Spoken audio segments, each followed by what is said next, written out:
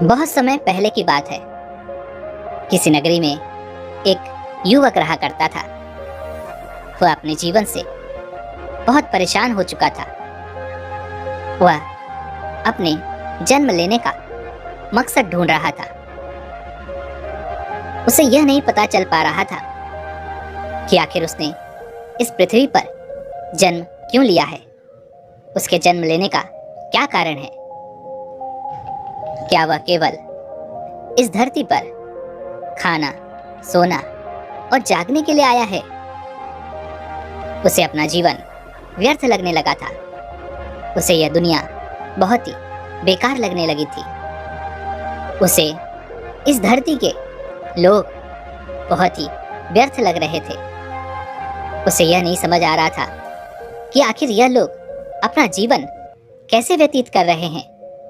ना तो इनके जीवन में कोई मकसद है, ना ही ये अपने जीवन में कुछ करना चाहते हैं, और ना ही इन्हें यह पता है कि आखिर इन्होंने धरती पर जन्म ही क्यों लिया है।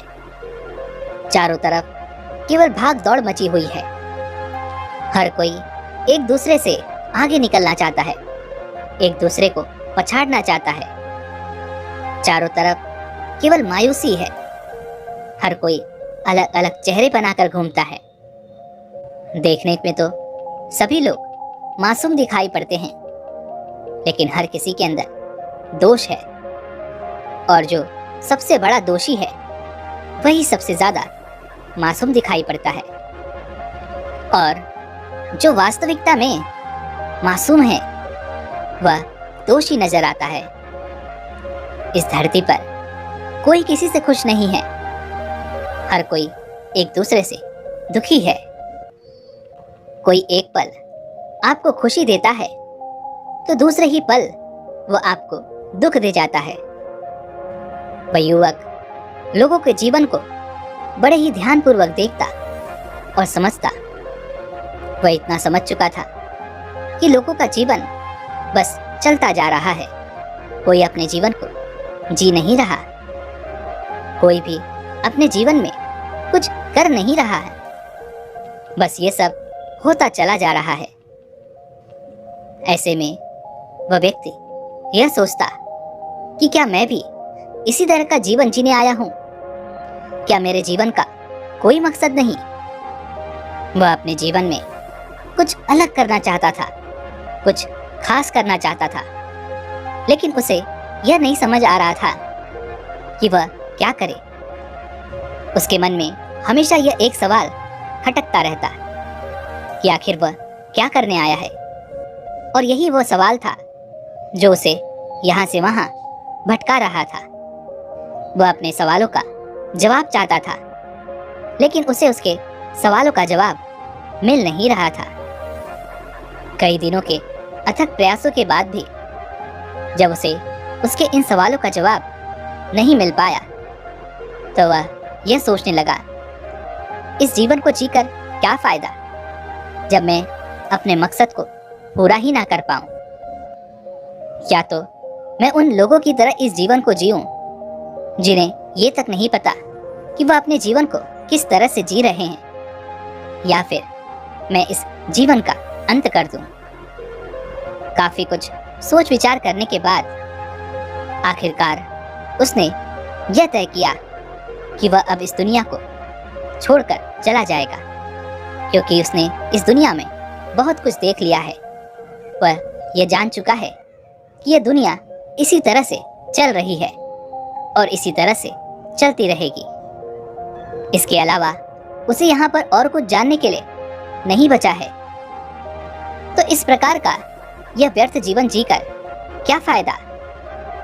इसलिए उसने यह तय किया कि वह अपने इस शरीर को त्याग देगा। यह सोचकर वह एक रास्ते पर चला जा रहा था। वह रास्ता कहाँ जा रहा था इसका भी उसे ज्ञान नहीं था।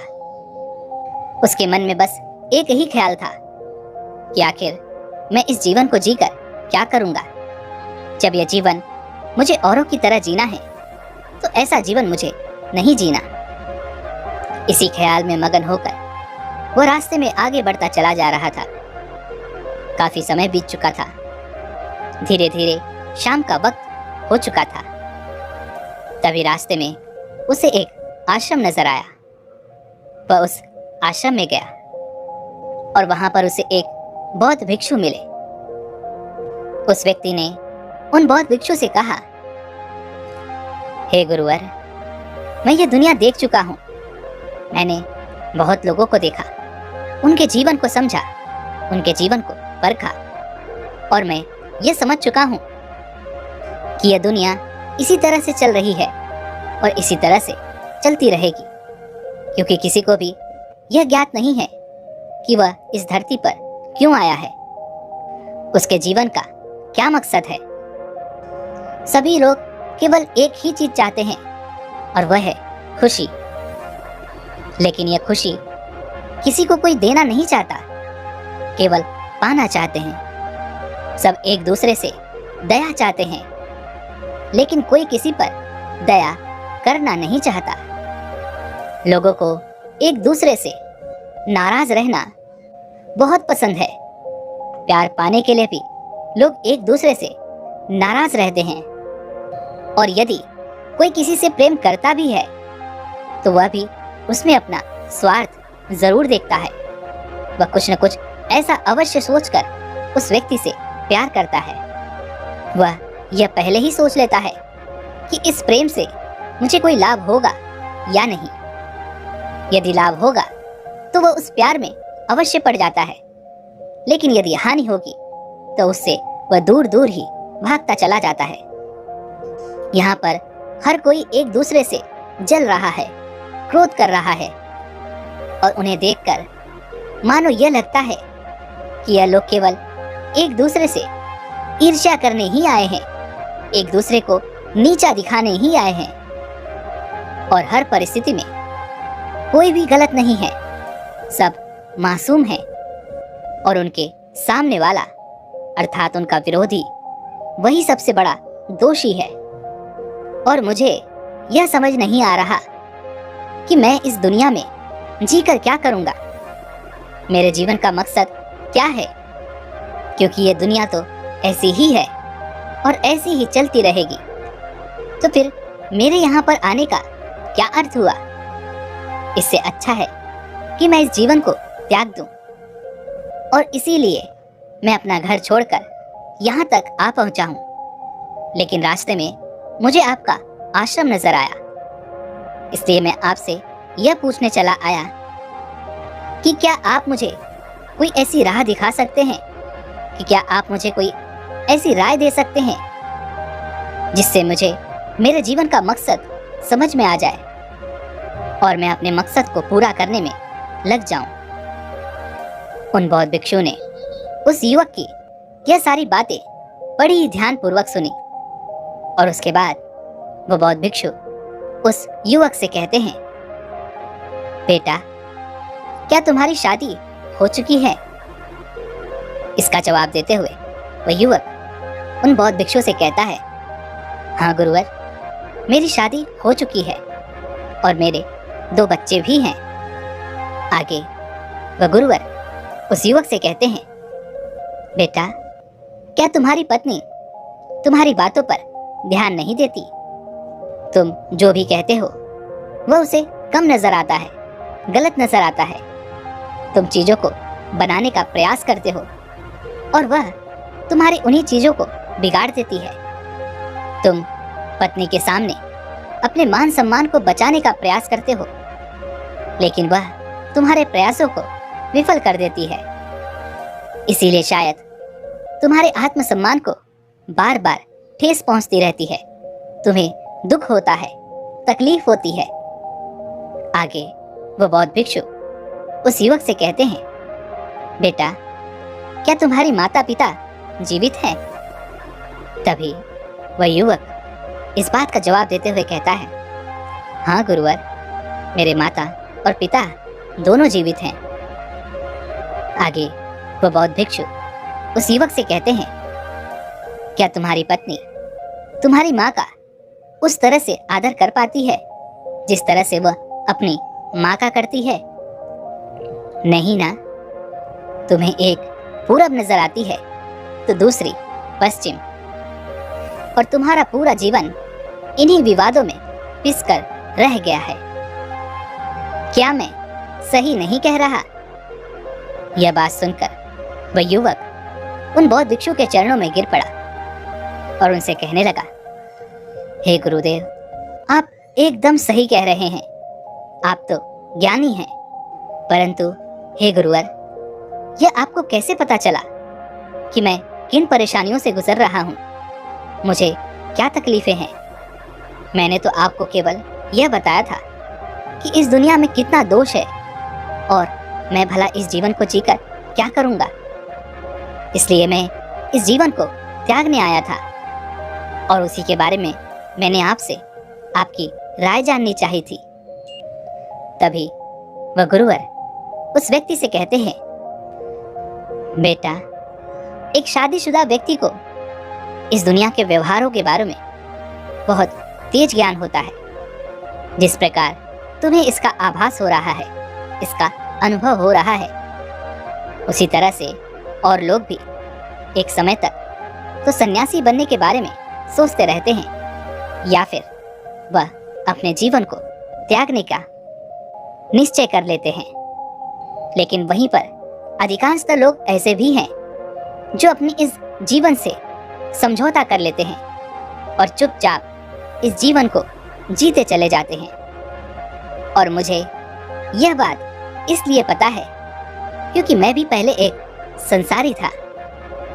उन बौद्ध भिक्षु की यह बात सुनकर वह युवक मन ही मन यह सोचने लगता है कि उसके दुख दर्द को समझने वाला कोई तो उसे मिल चुका है। यह सोचकर वह उन बौद्ध भिक्षु से कहता है, हे गुरुवर, तो आपकी राय में अब मुझे क्या करना चाहिए? इसका जवाब देते हुए वह बौद्ध भिक्षु उस युवक से कहते हैं, बेटा, जो तुमने अभी तक आभास किया है, जो तुमने अभी तक अनुभव किया है इस दुनिया के बारे में कि यह दुनिया एक जैसी ही चलती रहती है, सब लोग एक जैसा ही व्यवहार करते हैं, किसी के जीवन में कोई मकसद नहीं, इसका केवल एकमात्र कारण है और वह यह है कि हर कोई एक ही जैसी चीजों का गुलाम बना हुआ है। सब कुछ किसी के नियंत्रण में है और जिसकी गुलामी हम सब कर रहे हैं।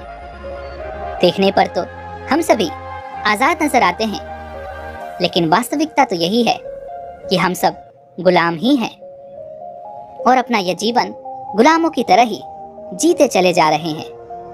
और इसी तरह से एक दिन हम मृत्यु को भी प्राप्त हो जाते हैं। यह बात सुनकर वह व्यक्ति अत्यधिक क्रोधित हो उठा। उसने उन बौद्ध भिक्षु से कहा, क्या आप मुझे गुलाम कह रहे हैं? मैं किसी का गुलाम नहीं हूं। उस व्यक्ति की यह बात सुनकर वह बौद्ध भिक्षु मुस्कुराने लगे और उस व्यक्ति से कहते हैं, बेटा, तुम तो एक महान व्यक्ति हो और मेरा यह सौभाग्य है कि मुझे तुम जैसे युवक का दर्शन हुआ। तुम जैसा युवक मेरे आश्रम में आया। जितनी ज्ञान की बातें मैंने तुमसे सीखी हैं, आज तक मुझे किसी से भी इतनी ज्ञान की बातें सुनने को नहीं मिली। यहाँ तक कि मैं खुद भी इतनी ज्ञान की बातें नहीं जानता। मैं तो तुम्हारा आभारी हूँ। मैं हाथ जोड़कर तुम्हें प्रणाम करता हूँ। यह सुनकर उस युवक का पूरा क्रोध पल भर में शांत हो गया। यह सुनकर वह युवक अत्यधिक प्रसन्न हो उठा। उसका सीना चौड़ा हो गया और उसने उन बौद्ध भिक्षु से कहा, हे गुरुवर, कहने को तो आप गुरु हैं, लेकिन मैं आपसे ज्यादा बुद्धिमान हूँ और यह बात मैं अच्छी तरह से जानता हूँ और मैं यह भी समझ चुका हूँ कि अब इस दुनिया में मेरा कोई नहीं, इस दुनिया में मेरा कोई हक नहीं है। बाकी के लोग जो इस जीवन को जी रहे हैं, उनका जीवन व्यर्थ है। मेरे जैसा व्यक्ति कभी कभार ही इस दुनिया में जन्म लेता है। उस युवक की ये सारी बातें सुनकर वह बौद्ध भिक्षु उस युवक से कहते हैं, तुम तो बेवकूफ हो। तुम्हारे जैसा मूर्ख तुम्हारे जैसा गधा मैंने आज तक नहीं देखा। तुम इस दुनिया में सबसे बड़े पागल हो जिसे मैं पहली बार मिल रहा हूँ, और इतने बड़े पागल से मैं पहली बार मिल रहा हूँ। अरे मूर्ख, तुम्हें किस बात का अहंकार है? तुम्हारे पास क्या है? ना तो तुम्हारे पास बुद्धि है, और ना ही तुम्हारे पास कोई ज्ञान, और ना ही तुम्हारे पास कोई धन संपत्ति है। तो फिर तुम किस चीज पर अहंकार कर रहे हो? उन बौद्ध भिक्षु के मुख से यह बात सुनकर उस युवक के मन को गहरी ठेस पहुंची। वह युवक अत्यधिक क्रोधित हो उठा। उसने उन गुरुवर से कहा, यदि मैं मूर्ख हूं तो आप कौन से ज्ञानी हैं? यदि मैं गधा हूं तो आप भी गधे हैं। तुम भी तो संसारी थे। तुमने भी तो अपने पत्नी और बच्चों को छोड़ दिया और वहां से भाग चले। तुम डरपोक थे, जिस कारण तुमने संन्यास ग्रहण कर लिया। लेकिन मैं बहादुर हूं, और मैं बहादुरों की तरह मृत्यु को प्राप्त करूंगा। मैं इस झूठे संसार में नहीं रहना चाहता, जहां हर एक व्यक्ति एक दूसरे से झूठ बोलने में लगा हुआ है, झूठ का मुखौटा ओढ़े यहाँ से वहां घूम रहा है। कोई किसी का नहीं, कोई किसी की मदद नहीं करना चाहता, कोई किसी पर दया नहीं करना चाहता। फिर ऐसे लोगों के साथ रहकर क्या लाभ? यह बात सुनकर वह बौद्ध भिक्षु उस युवक से कहते हैं, बेटा, तुम इतने क्रोधित क्यों हो रहे हो? मैं तो बस इतना कहना चाहता था कि तुम्हारी पत्नी तुमसे ज्यादा ज्ञानी है, वह तुमसे ज्यादा संस्कारी है। यदि तुम उसकी बात मानोगे तो हमेशा सुखी रहोगे और तुम्हारा जीवन खुशहाल बना रहेगा। इसलिए जाओ और उसकी आज्ञा का पालन करो। उन बौद्ध भिक्षु के मुख से यह बात सुनकर वह युवक और भी ज्यादा क्रोधित हो उठा। उस युवक के अहंकार को एक गहरा आघात हुआ। वह युवक क्रोधित होकर उन बौद्ध भिक्षु से कहता है, आप ये कैसे कह सकते हैं कि मेरी पत्नी मुझसे अधिक ज्ञानी है, वह मुझसे अधिक संस्कारी है? क्या आपने उसे कभी देखा है? यह तो मेरा धैर्य है, यह तो मेरा ज्ञान है कि आज तक मेरा और उसका रिश्ता कायम है। यह तो मेरी वजह से ही अभी तक हमारी शादीशुदा जिंदगी बची हुई है, नहीं तो कब का मैंने उसे अपने घर से निकाल दिया होता। उस युवक की ये सारी बातें सुनकर वह बौद्ध भिक्षु जोर से मुस्कुरा पड़े और उस युवक से कहते हैं, बेटा, मैं तो तुम्हें गलत समझ बैठा, माफ करना। तुम किसी के गुलाम तो नहीं, लेकिन तुम डरपोक हो। तभी तो तुम मृत्यु प्राप्त करने निकले थे, लेकिन मेरे पास आ गए ताकि मैं तुम्हें मृत्यु से बचा लूं और तुम्हें कोई ऐसा रास्ता बता दूं जिससे तुम्हें अपने इस शरीर को त्यागना ना पड़े। तुम्हारे जैसा डरपोक व्यक्ति मैंने आज तक नहीं देखा। यह बात सुनकर वह व्यक्ति और भी ज्यादा क्रोधित हो उठा। उसने उन बौद्ध भिक्षु से कहा, देखिए गुरुवर, आप मेरा अपमान कर रहे हैं। मैं आपको सम्मान दे रहा हूँ और आप हैं कि मेरा मजाक पे मजाक बनाए जा रहे हैं। मैं किसी से नहीं डरता, मुझे किसी का डर नहीं। मैं अभी और इसी वक्त आपके आश्रम के उस पेड़ से लटक कर मृत्यु को प्राप्त हो जाऊंगा। तब आपको मेरी बातों पर अवश्य विश्वास होगा कि मैं किसी से नहीं डरता। तभी वह बौद्ध भिक्षु बड़ी ही विनम्रता से उस व्यक्ति से कहते हैं, बेटा, पेड़ से लटकने की क्या आवश्यकता है? तुम एक काम करो, बस मेरी एक बात मान लो। आज रात के लिए तुम यहीं रुक जाओ। वो सामने वाली कुटिया तुम्हें दिखाई पड़ रही है, उस कुटिया में जाकर तुम सो जाना। उस कुटिया में एक बहुत ही जहरीला सांप रहता है। उसका विष इतना खतरनाक है कि तुम्हें वह कब मौत की नींद सुला देगा, तुम्हें जरा भी आभास नहीं होगा। वह युवक अपने साहस को दिखाने के लिए उन बौद्ध भिक्षु की इस बात को मान लेता है और रात को जाकर वो सामने वाली उस कुटिया में जाकर सो जाता है। तभी अचानक आधी रात को उस युवक के जोर जोर से चिल्लाने की आवाजें सुनाई पड़ती हैं और यह आवाज सुनकर वो बौद्ध भिक्षु भी दौड़े दौड़े उस कुटिया के पास पहुंचते हैं। वह देखते हैं कि वह युवक एक डंडा लेकर सांप को मारने का प्रयास कर रहा है और डर के मारे चिल्ला भी रहा है। जब उन गुरुवर ने रोशनी की तो उन्होंने देखा कि वह युवक एक रस्सी को पीट रहा था और उसे सांप समझकर जोर जोर से चिल्ला रहा था। तभी उन बौद्ध भिक्षु ने उस युवक से कहा, बेटा, आखिर तुम क्यों डर रहे हो? कहाँ है सांप? लेकिन वह युवक नींद के कारण अपनी ही धुन में था। वह सांप सांप चिल्लाता रहा। तभी उन बौद्ध भिक्षु ने जोर की आवाज में कहा, बेटा, यह रस्सी है, सांप नहीं। लेकिन वह युवक सुनने का नाम ही नहीं ले रहा था। तभी उन बौद्ध भिक्षु ने पास ही में पड़ा हुआ एक डंडा उठाया और उसके पीठ पर जड़ दिया। उस युवक से कहने लगे, बेटा, तुम इतना क्यों डर रहे हो? यहाँ पर कोई सांप नहीं है। तब वह युवक उन बौद्ध भिक्षु से कहता है, हे गुरुवर, तब आपने मुझे क्यों डराया था कि इस कुटिया में एक जहरीला सांप रहता है?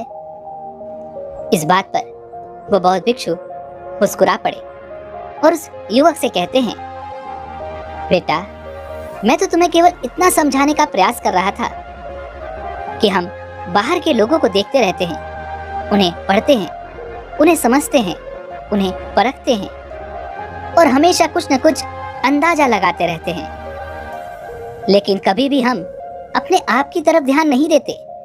हम क्या कर रहे हैं, हमारे अंदर क्या कमी है।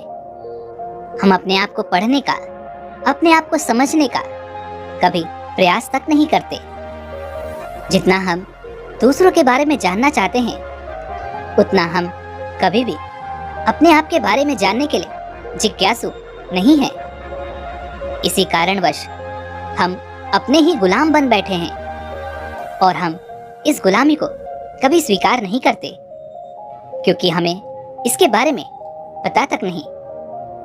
हम इसके बारे में जानते ही नहीं कि हम किस तरह से अपनी ही भावनाओं के गुलाम बन बैठे हैं।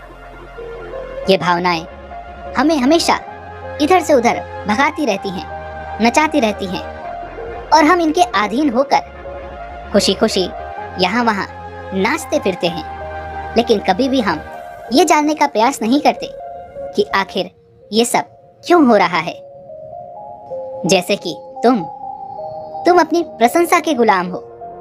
अगर मैं तुम्हारी प्रशंसा ना करूं तो तुम क्रोधित हो उठते हो, और यदि मैं तुम्हारी प्रशंसा करूं तो तुम अत्यधिक खुश हो जाते हो।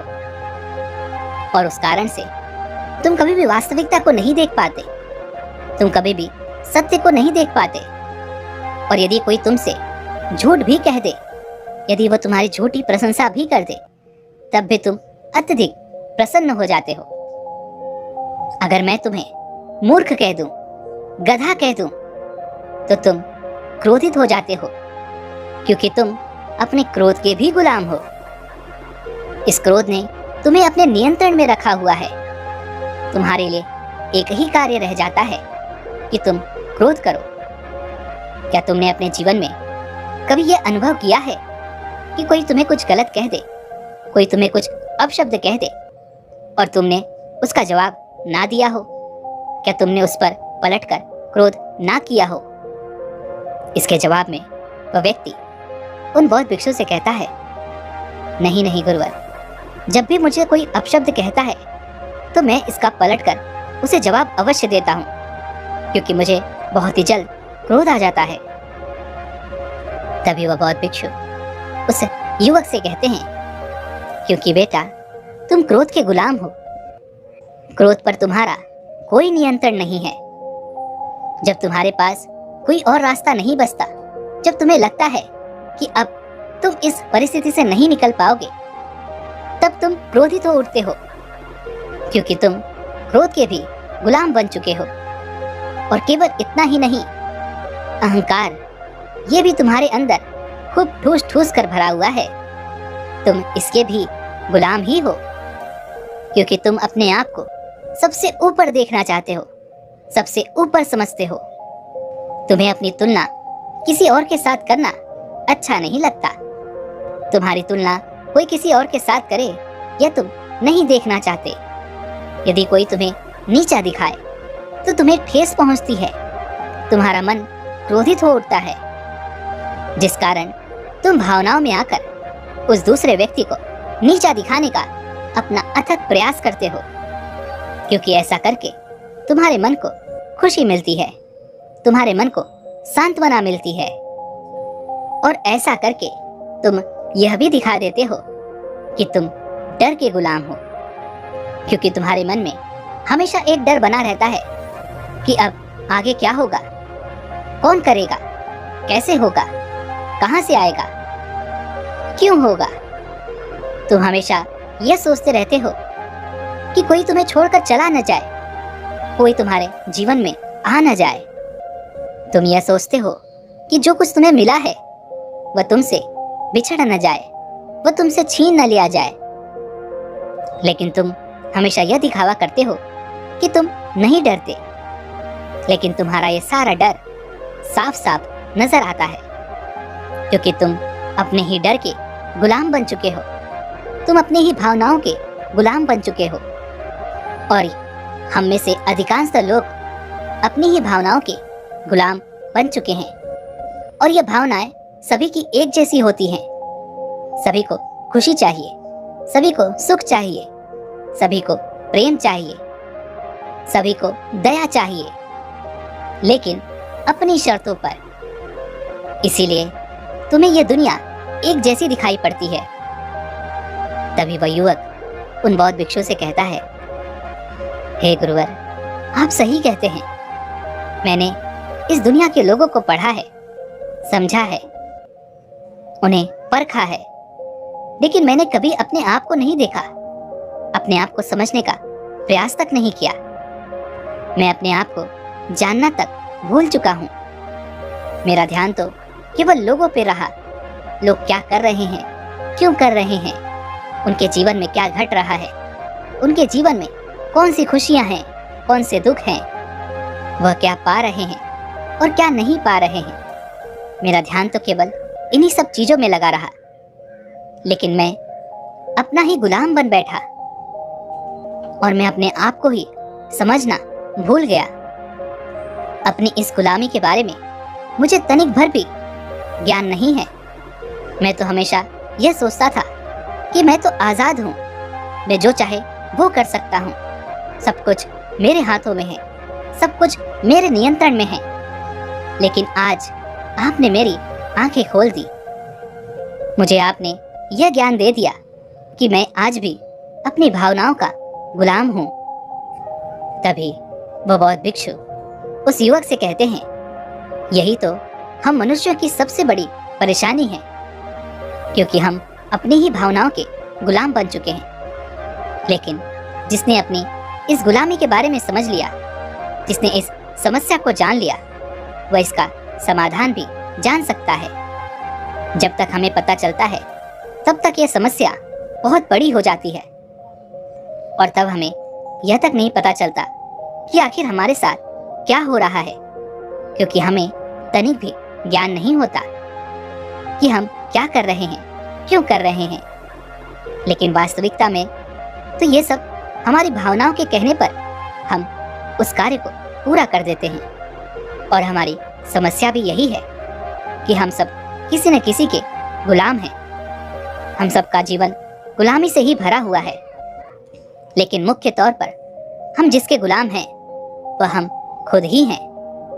हम जाने अनजाने अपने ही गुलाम बन बैठे हैं। हमने अपने आप को ही इन जंजीरों में बांध रखा है, जिससे हम कभी बाहर नहीं निकल पाते। और समय बीतते बीतते ये जंजीर इतनी ज्यादा मजबूत हो जाती है कि हम इसे तोड़ भी नहीं पाते। हम अपनी भावनाओं के आवेश में आकर हमेशा कुछ न कुछ गलत करते ही रहते हैं, क्योंकि हम अपनी भावनाओं के गुलाम हैं।